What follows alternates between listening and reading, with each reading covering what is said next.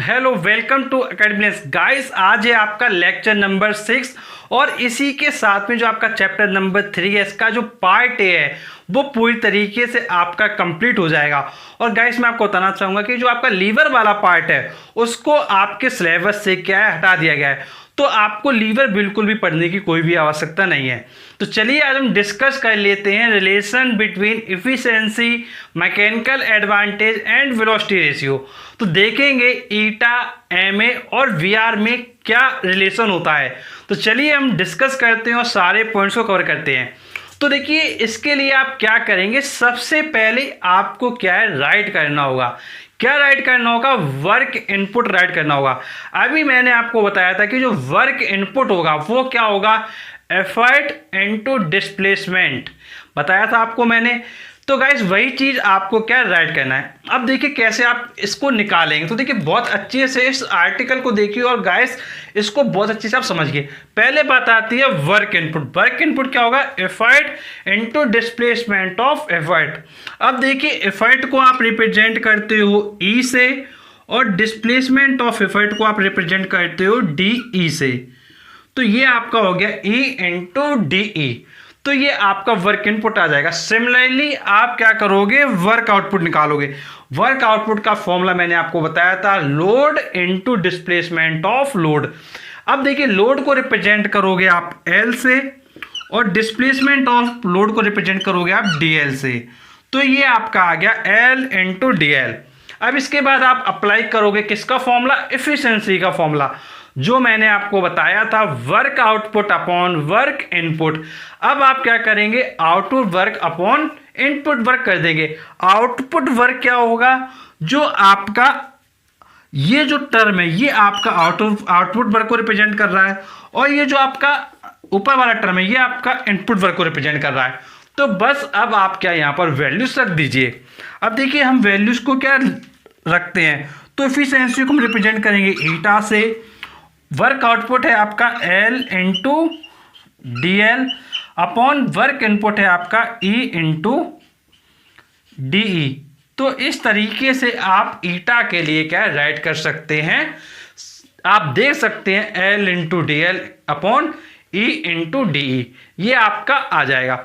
अब इसको आप क्या आएंगे, सिंप्लीफाई करेंगे। गाइस इसको सिंप्लीफाई कर लीजिए, बस फिर आपका क्या है आर्टिकल पूरी तरीके से आप रिलेशन क्या है निकाल पाओगे। तो देखिए कैसे सॉल्व करेंगे। तो आप ईटा लिखिए।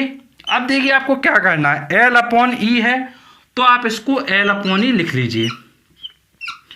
अब आपको दिखाई दे रहा है यहां पर आप क्या करिए 1 लिख लीजिए और ये जो टर्म है डीएल को नीचे ले आइए। अगर आप डीएल को नीचे लाएंगे तो आपका हो जाएगा डीई अपॉन डीएल। तो आप इसको क्या है इस तरीके से राइट कर सकते हो। आपको पता होगा सबसे नीचे जो टर्म होता है वो सबसे ऊपर चला जाता है। तो आप देख सकते हैं कि eta equal to L upon E into 1 upon D E upon D L. बस ये जो टर्म है यहाँ से आपका जो ये टर्म आया है बस यही एक इम्पॉर्टेंट टर्म है। उसके बाद सारा का सारा क्या है बहुत ईजी क्या है आपका हो जाता है। ये चीज़ आप बहुत अच्छे से समझ लीजिए गाइस। अब देखिए अब आपको देखिए बहुत अच्छे से देखना है कि जो आपका एल अपॉन ई है, जो लोड अपॉन एफर्ट है, ये किसको रिप्रेजेंट कर रहा था, ये रिप्रेजेंट कर रहा था आपके मैकेनिकल एडवांटेज को। तो आपको पता होगा जो एम ए होता है वो आपका होता है लोड अपॉन एफर्ट और जो आपका वी आर होता है वी आर आपका होता है D E upon D L. अब ये आपको मैंने प्रीवियस वीडियोस में बताया था, ये चीज़ें आपको पता होनी चाहिए। अब ये चीज़ हम यहाँ पर यूज करेंगे। अब देखिए आप क्या करिए, ईटा लिखिए इक्वल टू एल अपॉन ई की वैल्यू क्या लिखेंगे, एम ए लिखेंगे। एम ए लिख दीजिए, इंटू लगाएंगे, ये यहाँ पर आपका इंटू है। 1 लिखिए और इसकी वैल्यू क्या है, ये आप देखिए ये जो टर्म है ये जो टर्म है इसकी वैल्यू क्या है, वी आर है। तो आप यहाँ पर क्या है वी आर लिख दीजिए अपॉन वी आर। तो ये आपका आ गया eta equal to M A upon V R. तो आप इसको लिख सकते हैं eta into V R equal to M A. तो ये आपका क्या है, फाइनल एक्सप्रेशन क्या है, आ जाता है। अब देखिए ये जो आपका फाइनल एक्सप्रेशन आ जाता है, इसको आप ऐसा लिख सकते हैं, बस इसको थोड़ा रीअरेंज आप क्या कर लेंगे।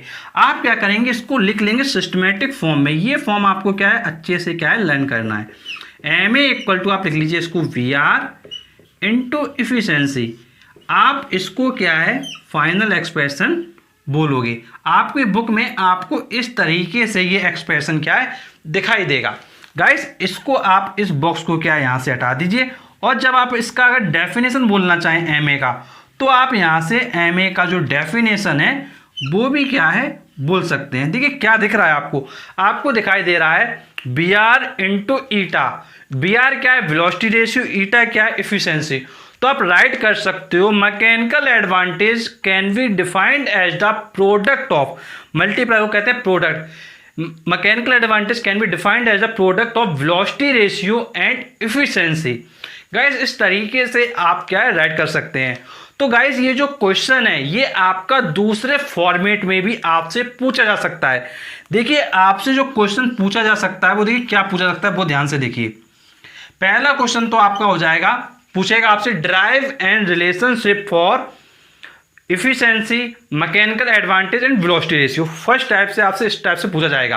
फिर जो सेकंड टाइप का आपसे होगा, जो आपसे पूछा जा सकता है, वो आपका होगा prove that mechanical advantage is the product of velocity ratio and efficiency of a machine. तो गाइस इस तरीके से भी ये क्वेश्चन आपका पूछा जा सकता है। तो दो आपके तरीके मैंने बताए, फर्स्ट तरीका और सेकंड तरीका। इन दोनों तरीकों को समझना क्या बहुत ज़्यादा इंपॉर्टेंट है आपके लिए। गाइस यदि कोई आपकी प्रॉब्लम है तो नीचे आप कमेंट बॉक्स में कमेंट करके पूछ सकते हैं। और गाइस इसका जो फ्री नोट्स है वो आपको हमारे व्हाट्सएप ग्रुप में, फेसबुक ग्रुप में और फेसबुक पेज पे मिलेगा। तो आप क्या करें, डिस्क्रिप्शन बॉक्स में जाइए और जो लिंक दिए गए हैं उनको आप क्या है, लाइक कर लें, ज्वाइन कर लें। और गाइस ऐसा करते ही आपके सामने जो भी फ्री नोट्स हैं वो सबके सब आ जाएंगे। और गाइस कॉल और व्हाट्सएप के माध्यम से अगर आप संपर्क करना चाहते हैं तो आप क्या करें, फेसबुक पेज पर जाएं, इसका जो लिंक है वो आपको डिस्क्रिप्शन बॉक्स में मिलेगा। और गाइस फेसबुक पेज को जैसे ही आप लाइक करते हैं तो लाइक करते ही आपके सामने हमारा व्हाट्सएप नंबर और कॉलिंग नंबर अपीयर हो जाएगा। और गाइस उसके माध्यम से आप अपनी प्रॉब्लम को डिस्कस कर सकते हैं। तो चलिए गाइस मिलते हैं आपसे नेक्स्ट वीडियो, तब तक के लिए शुक्रिया।